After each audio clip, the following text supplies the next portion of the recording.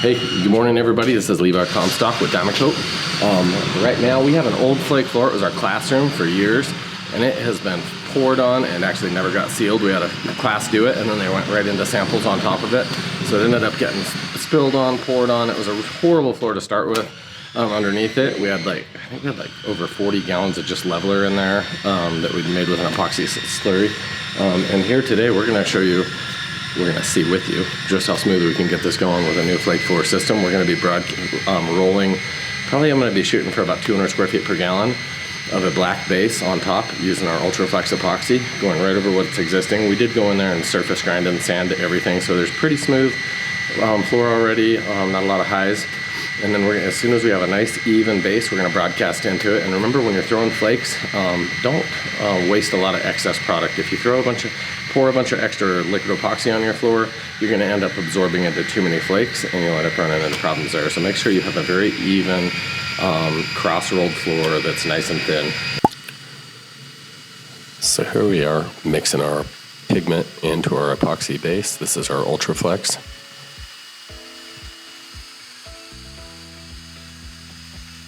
Keeping a good vortex going, making sure two guys are always doing one man's job. Make sure it looks like your back hurts while you try to pour the epoxy out, only getting it on the wall a little bit. Don't hold on to the bottom of that bucket with more than just 2 fingers. Set the bucket way down the wall so you have plenty of room to squeegee down to it so you don't keep moving your bucket every time you make a pass. We're always going to start out with our edges first.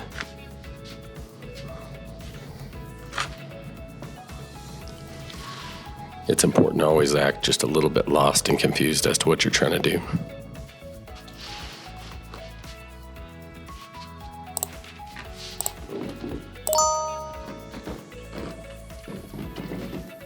Here we're actually getting about 300 square feet per gallon.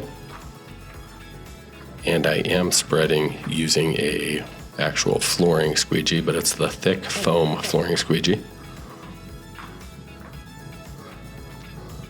They're very efficient at applying a very thin, even layer of any type of coating.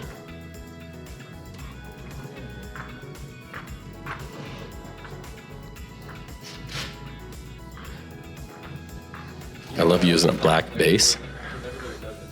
Anytime you maybe even miss a little bit of your broadcast coat or something on there, it's a little more forgiving than a lot of other colors.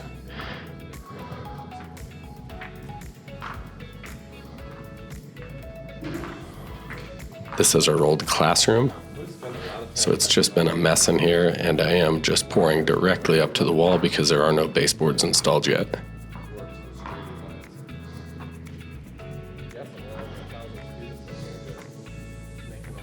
Still just working that perimeter.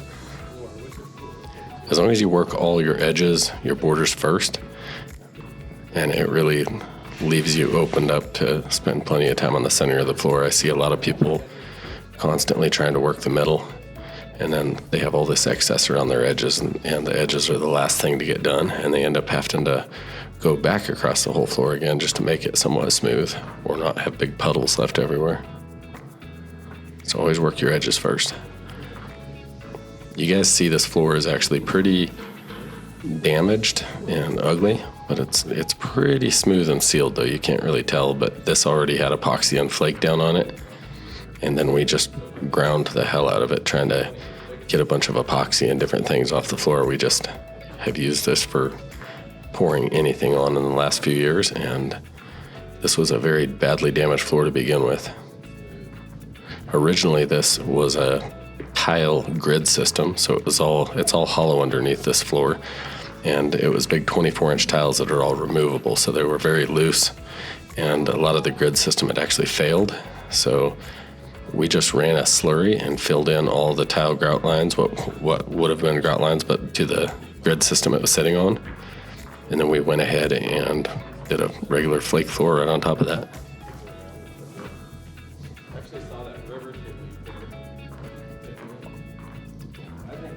I'm really good at making sure it looks like it takes twice as long to do something as it really should take. I'm not going to tell you what they were really saying. I'm sure it was something about my speed.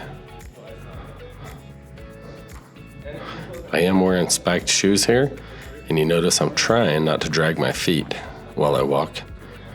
If you were a kid and you drug your feet and your dad told you to pick your feet up, it's kind of important with spiked shoes. If you do drag your feet with spikes on, it has a tendency to peel little bits of your floor up, or just damage it pretty easily enough to leave actual debris on a nice clean floor. So make sure you don't drag it. If it's like an already epoxied floor and you drag your feet with spikes, it'll peel little curly cues up. These spikes are very sharp. And it is important. The long spikes that are kind of common nowadays with most kind of sporting cleats are very slippery on a prepped floor. So you really do want a tall, sharp cleat like this. And we do sell these here at the Supply House store. And I'm still talking, but I wasn't wearing a microphone, and I guarantee I wasn't saying anything more important than I am now anyways.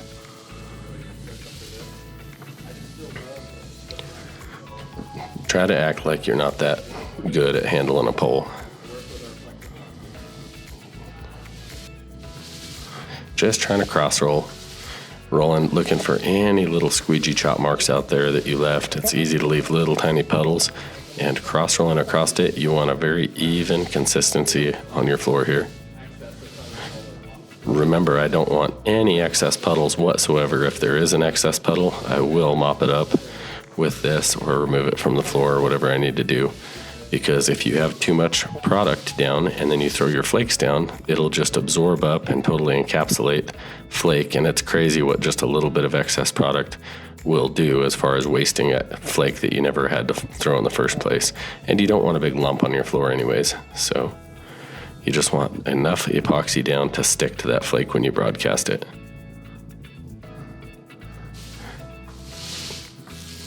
Some of you guys might see this and some of you might not, but I see that the floor has a very different reflection in different areas, and that's because this floor was already a flake floor, and when we were grinding it, we took a lot of high spots off and spots where spilled epoxy had been, so that's more sealed areas and less sealed areas, or rather flake areas, but it's actually all a completely sealed floor right now, so the next broadcast of flake will really even this out.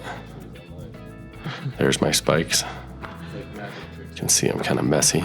Make sure you clean them at the end of every job, or else the other thing you end up doing is you step on a floor and it breaks that little tiny chunk of epoxy off the bottom of the spike from last time you used them if you didn't clean them, and it leaves another little piece of debris in the floor.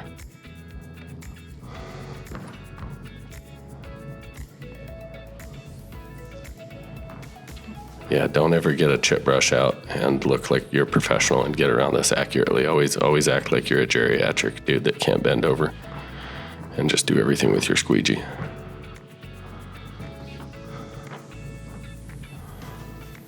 Just a little tap dance, Levi.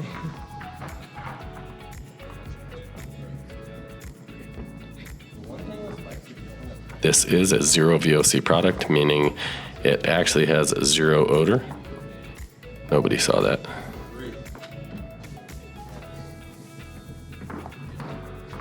And don't worry about what we did in front of this wall. Even, you know what? Even I have questions.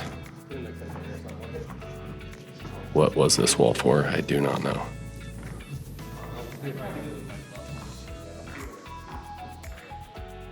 All right, I have a bucket of epoxy here. And I am not wanting to just dump it all out on the floor because, again, if I have excess down, it's going to soak up into too much flake and it will definitely ruin the coating. Always, before you swing your doors around with epoxy on the floor, make sure you tested it while it's dry, and make sure you have the height on your door to deal with whatever thickness you're going to be adding to the floor. And again, just keep walking around with this squeegee. Make it take hours to apply this.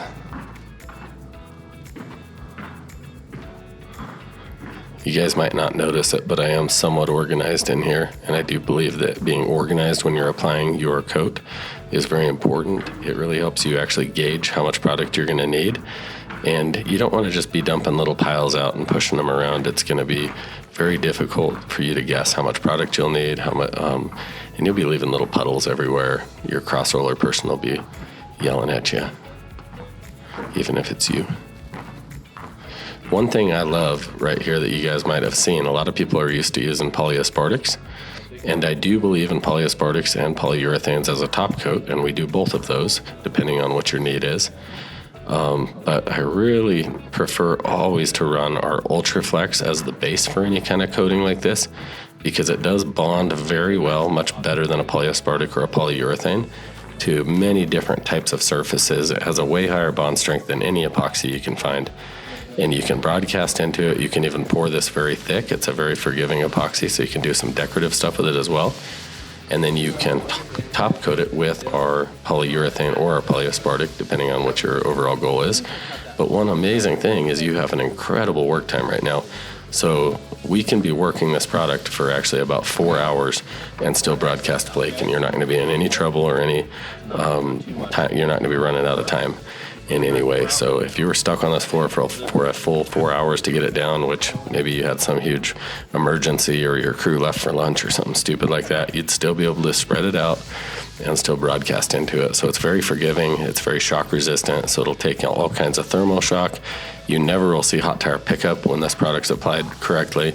It's very cost effective too, so it's much cheaper than a lot of your polyaspartic bases.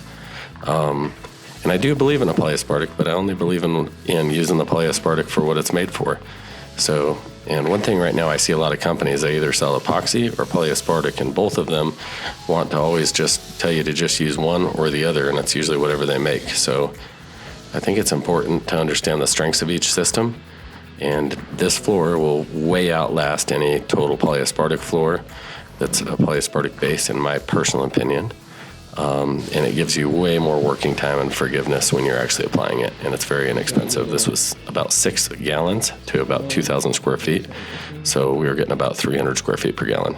Now we still need to cross roll this area a little bit just to get any of our puddles up, and then I'm really going to let this just set for a second, kind of make sure the surface tension pulls and it just gets a real even coating, make sure I don't have any excess piles or I'll pick them up.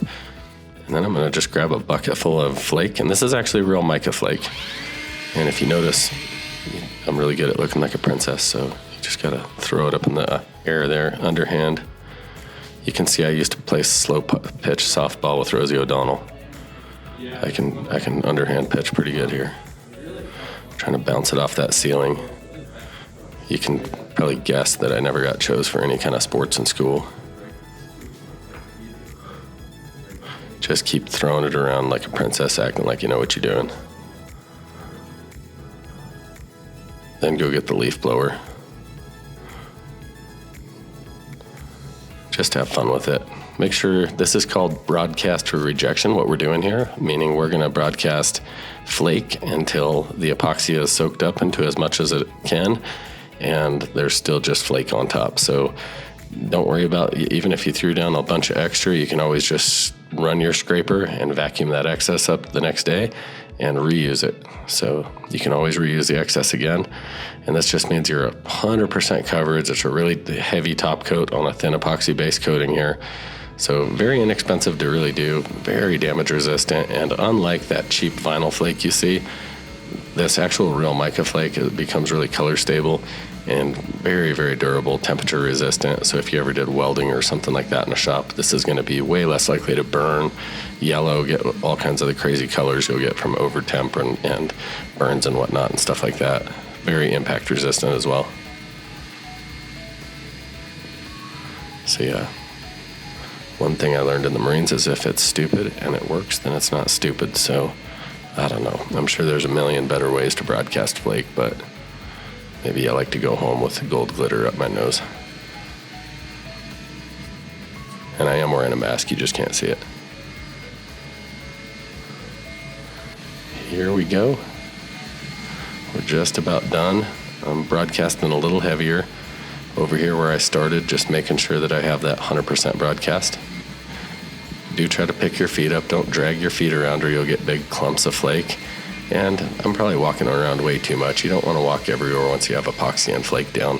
So, and then you can blow yourself if you have the ability to.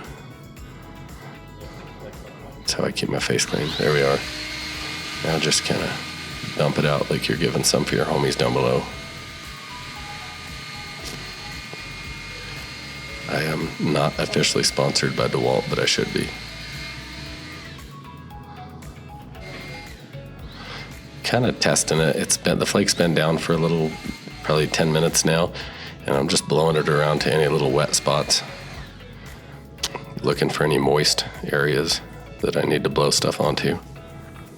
So it's looking pretty good. I'll pull the shoes off here, put my old man shoes on. I'm like a geriatric patient here with my Hey Dudes. Dump all the 14 pounds of flake out of my shoes. Set them on top of the table so they get epoxy on everything else. It's important, so you have to clean other things up. Now, all we're gonna do from here is we're gonna scrape the floor and do a vacuum. We're gonna do a coat of urethane on top of that, which usually lays this down pretty well with a good cross roll.